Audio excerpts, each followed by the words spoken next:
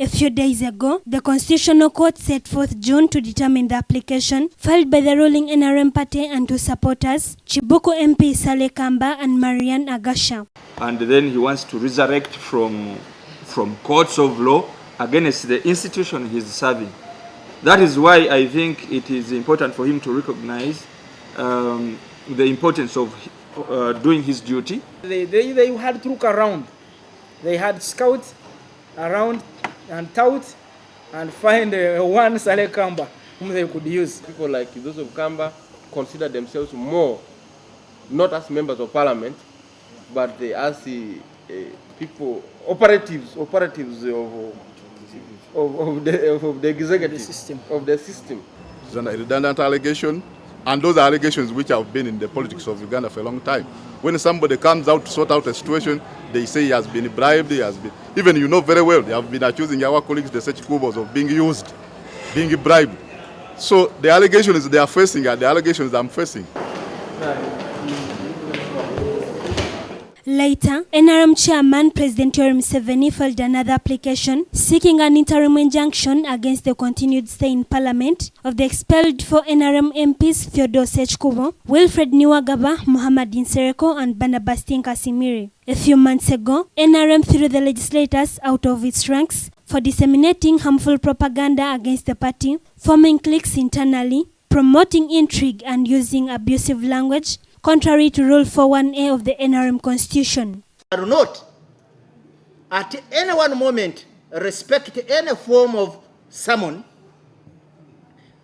and a charge to this nature. That's 3 ministers have been forced to resign by Parliament, whom they have deliberately chosen not take to the disciplinary committee. There is no goodwill of the secretary and the committee to proceed.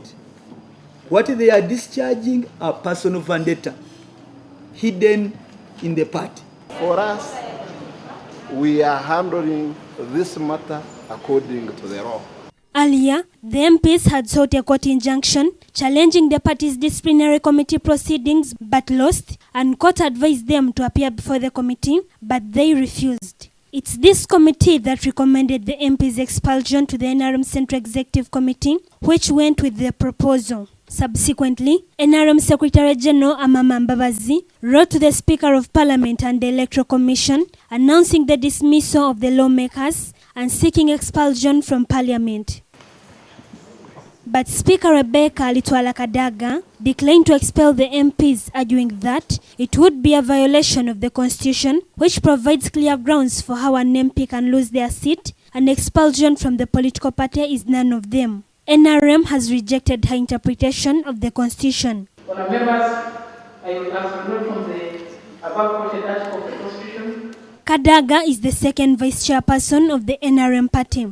4 applications have been filed in Constitutional Court following the Speaker's decision. These include MP Saleh Kamba's, the NRM for an interim injunction against the MPs, and another application by Opposition Shadow Attorney General and Bugari MP Abdukatuntu. Speaker Rebecca Litwala Kadaga has also said the institution will not be represented in these cases by the Attorney General Peter Nyombi, since he has already expressed his views on the matter in support of the NRM position. Constitutionally, the Attorney General is the chief government lawyer. In another rare instance, former Supreme Court Judge Professor George Kanyaihamba represents the MPs as the lead lawyer alongside 3 others. The right to a hearing is absolute.